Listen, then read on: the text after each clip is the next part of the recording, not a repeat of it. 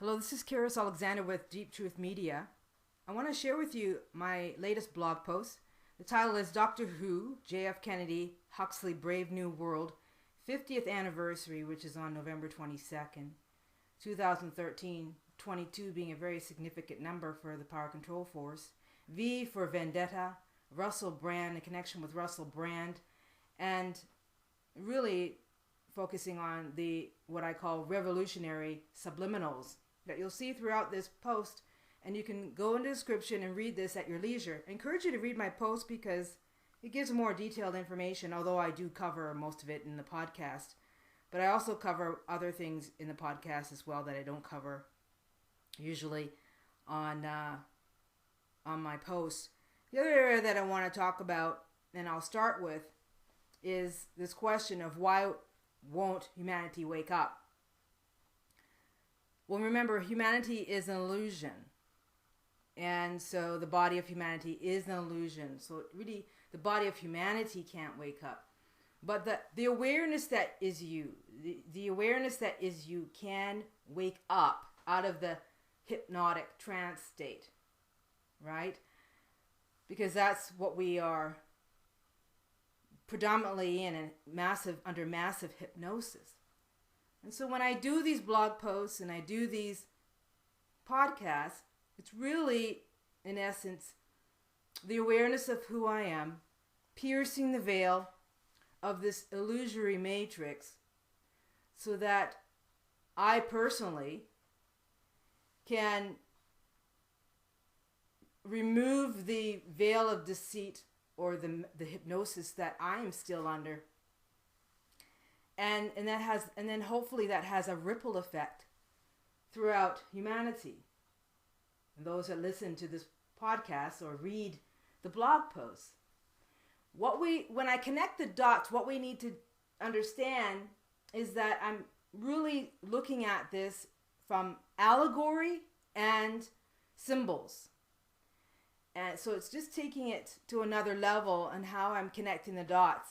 And believe me, it's one little snippet in a very, very in-depth narrative that's taking place on the physical world stage. So I just follow my intuition and I follow certain threads. And then I share that with you. So then this theory of why won't humanity wake up? And the answer is very simple. Most of humanity doesn't want to. They don't want it. They haven't been conditioned to want it. And they do not know about it. Most of humanity doesn't even know that it's even a possibility that they can wake up. So that's why it becomes frustrating for those of you who are. And the term waking up, you have to be really careful. It's like the idea, the concept consciousness. It's very subjective. It's very personal. Everyone that you will talk to will have their own definition of waking up. For me, waking up is to come to know self as awareness, as unique awareness, and to rest and live in your paradise state. Now, that's my definition of waking up, because that's what has transpired for me. It's to know self as pure awareness. And to know that you are experiencing this physical dimension through the mind-body construct, and that the mind, the thought process, and thought is not yours. And so this is the dilemma that majority of humanity is in, and that we are on the precipice of what I talked about in my last podcast, a grand mutation. That is, our species is evolving into a new human being. But when we go through my blog post, what you're going to see is that, again, we are subliminally being given information on this whole idea of transhumanism. That's the direction that the Power Control Force is leading us into. It's a religion, and they abide by that. You have to look at the Power Control Force. They're like the mafia. They're thugs. They they're just thugs on a higher scale. And so we have to learn how to take care of ourselves and learn how to maneuver in this system, because it's only going to intensify. In the next 2 years, we are going to see stuff, and you're already seeing stuff that is just horrific. It's stuff that would make one go insane if one is not careful. And that's the agenda. They would like you to go insane. They're pushing the envelope continuously, intensifying things gradually, so that you will acquiesce your rights. And so most of humanity, again, does not know that there even is a possibility that they can wake up. And even if they did, they would not understand without a long preparation what it means. Even if they were told. There's a tremendous amount of preparation that takes place for individuals to understand the depth of what we are undertaking as a species. And the power control force, they don't want us to have that knowledge and that knowing. They do not want us to prepare ourselves. And so more and more as we move ahead here, my hope is to share with you how you can prepare. Because really it's about becoming a different being. However, in order to become a different being, we have to want to become a different being. And we have to want it for a very long time. It can't be a passing desire or a vague desire based on dissatisfaction with the external conditions. That's not a sufficient impulse. It has to be a drive within you. And so I truly believe it's an organic process. You have to have the genetics and disposition. You have to have a strong mind, even though I tell you the mind, the thought process, and the thought is not yours. So the evolution of humanity depends on the understanding of what one may get, but also what you have to give up. And so I share my experience so that you can get a taste of what I've gone through. I think that's important because it gives a different perspective. I'm not sharing someone else's experience. I'm not sharing something that I read. I'm speaking in the present moment of my own internal experience, my own internal narrative. So again, if humanity does not want it, or humanity does not want it strongly enough, that is the desire to become a evolved human being, or to come to know self as awareness. Why should humanity or man have what he does not want? If man was forced to become a different being when he is satisfied with what he is, which most people are, even though they inadvertently complain, and many are going through massive pain and suffering, it's still, they rather go through the pain and suffering. And so if man were forced to become a different being when he is satisfied with who he is, which is what the power control force tried to condition you to be satisfied, to be passive, then it would be an injustice to try to force humanity to grow and change into a new human being if it doesn't want to, if it's satisfied with where it's at. Now we must ask ourselves what a different human being means. In becoming a different human being, you acquire many new qualities and powers which you do not currently possess, what you possess but are latent within you. This is the opportunity that I speak of. This is the opportunity to reclaim these latent powers. That's why you always see all these movies, these superhero movies, these supernatural powers. You hear about that all the time because that's the opportunity. Because it's only a few people talking about that. I'm experiencing that, but there are only a few people talking about it.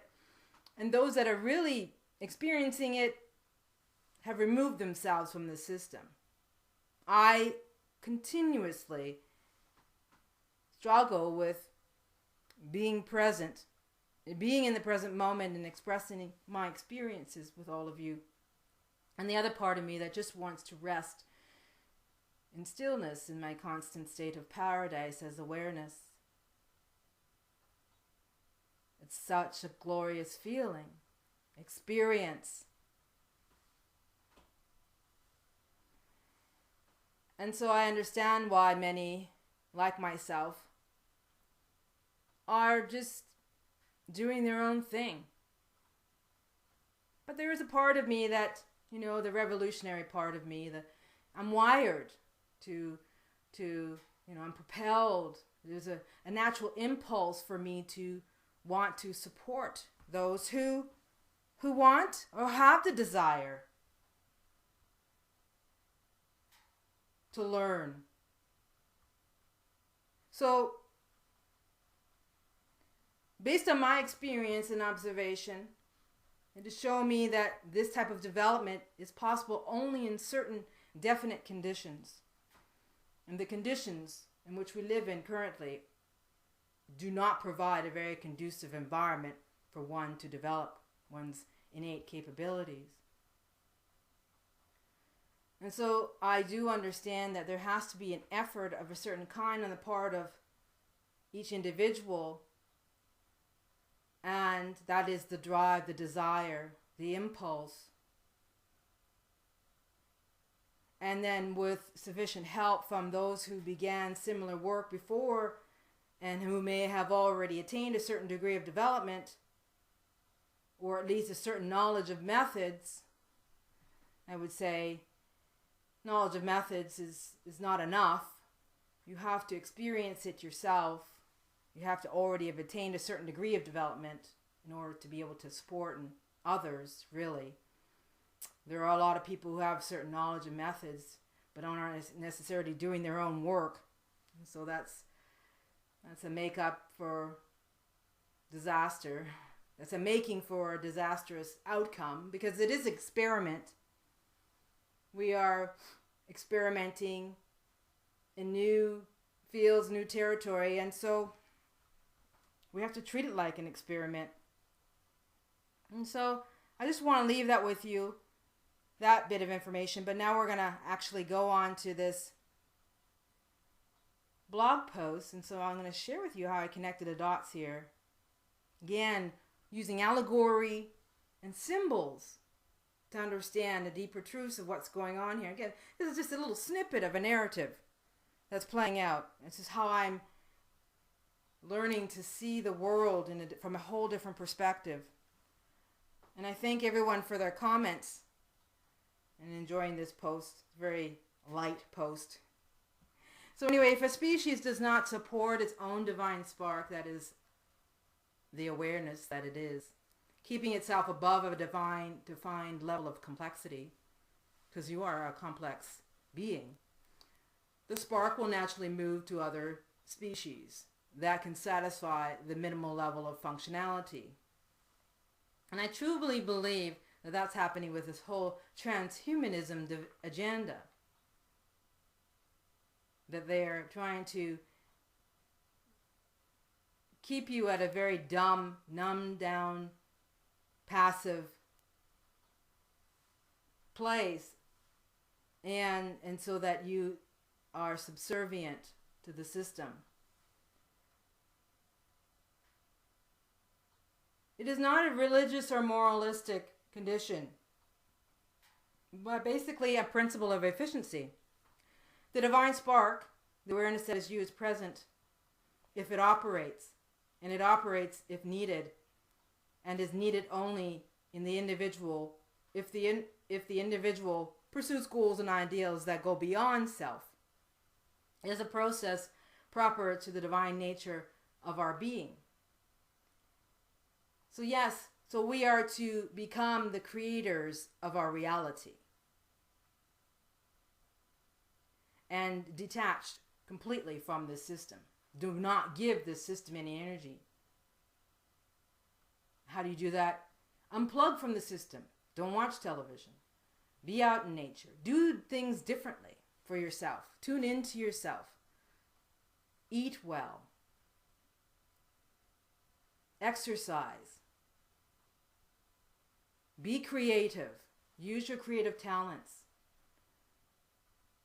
It's so important to balance the left and right hemispheres of the brain, which I'll go into more detail in the future, because this is really about the mind and the brain that you think that is yours, or the mind that you think is yours, but your mind must become sovereign, so that the awareness that you can use the mind, the thought process and thought when is needed. When we say that the world is an illusion, that does not mean that the world does not exist.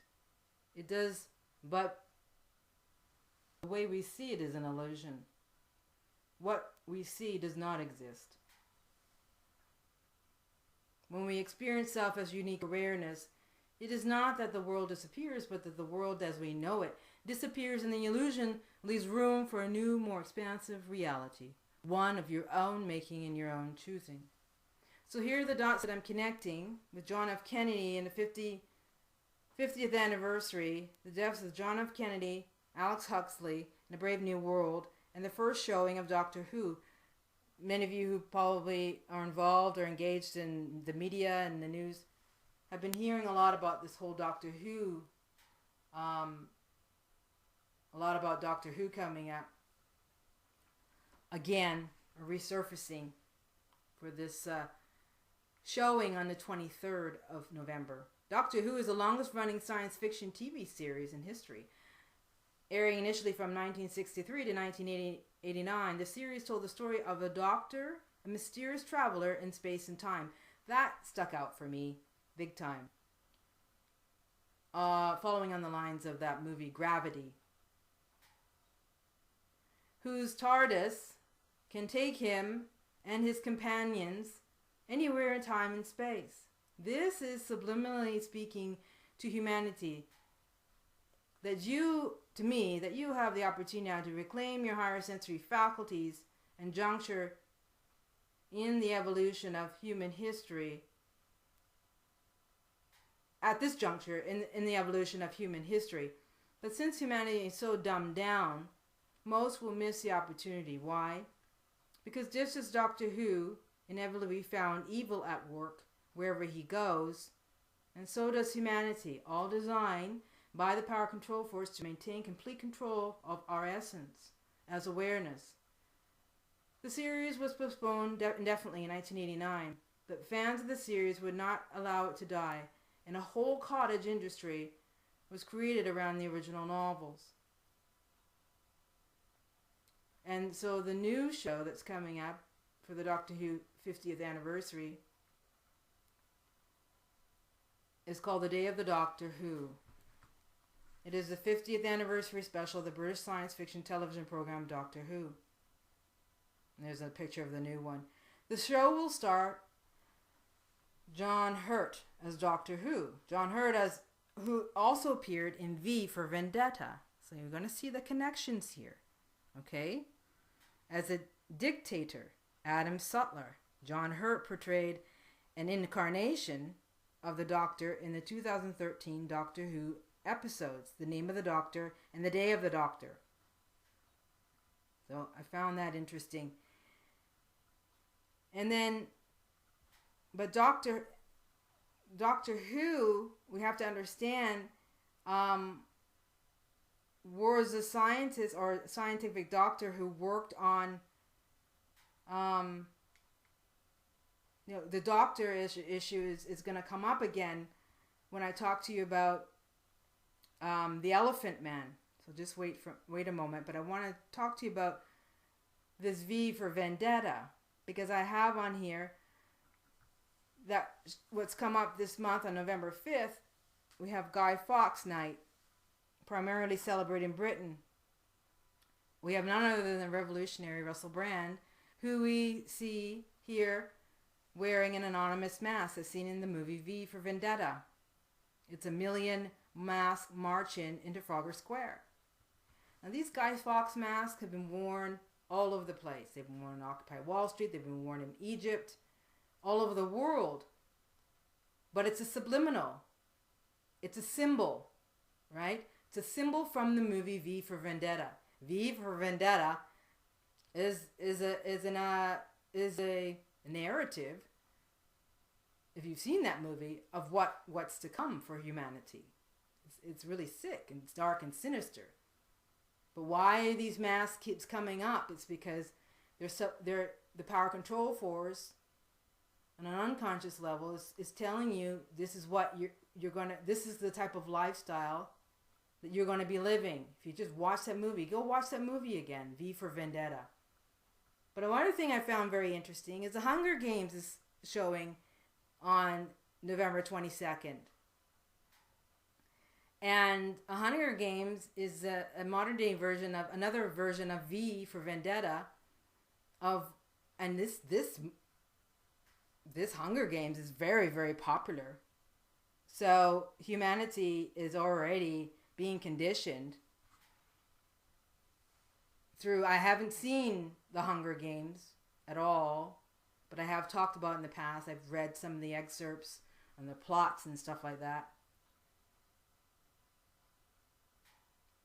So I found that very interesting.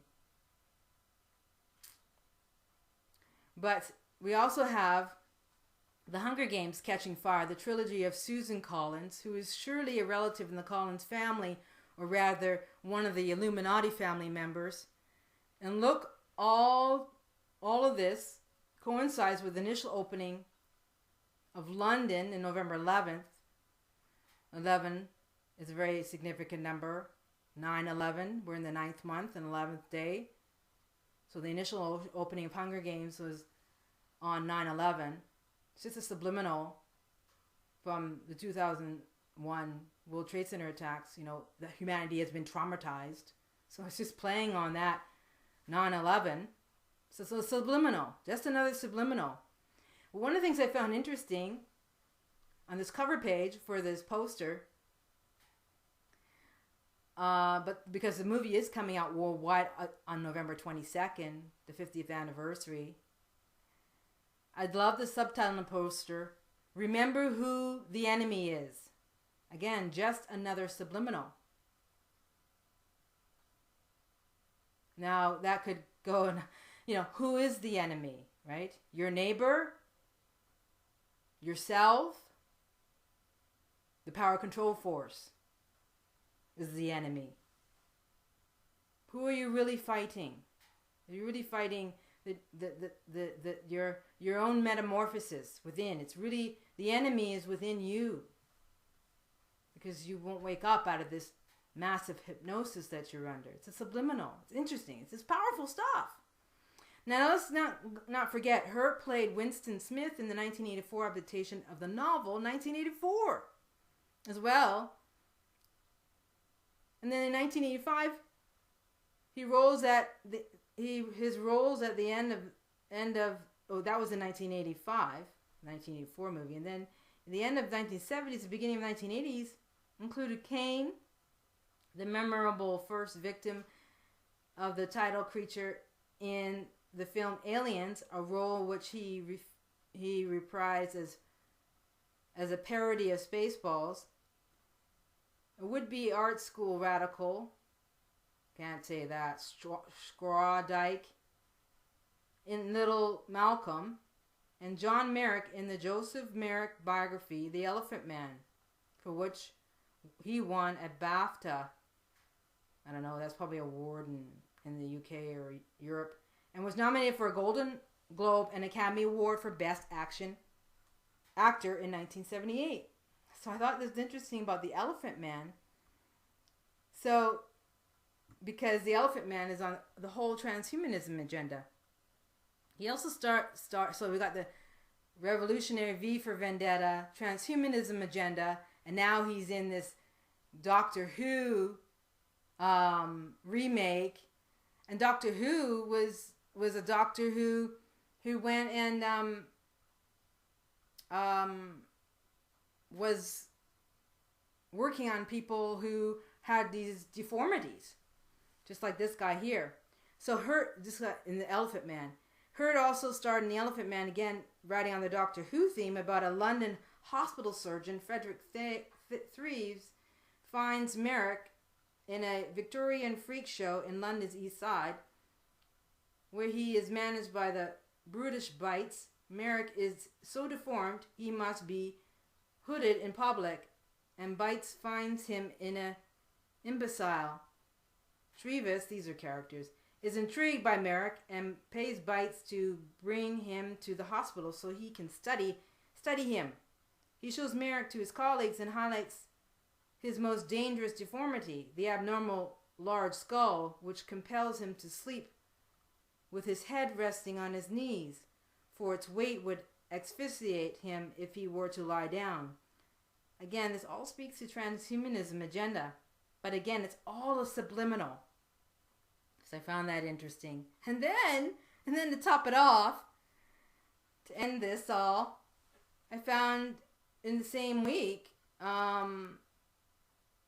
we have Chris Christie on Time magazine, and it says The Elephant in the Room. And I thought, oh, this is another subliminal. It's like when you connect all these, it's so you can see so clearly, and this is only a snippet, how the narrative is developed.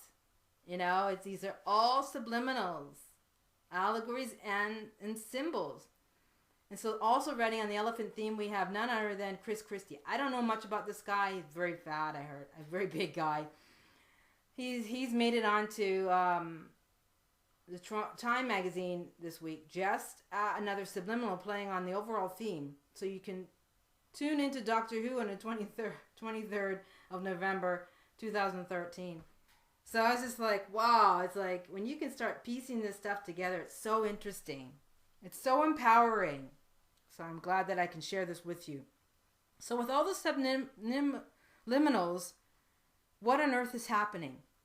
They are truly meant to divert your attention in order to distract you from developing or evolving your own divine innate capabilities as unique awareness by the power control force, who work very hard. They work so hard to keep you so distracted and glued to your 3D experience so you don't regain your superhuman powers.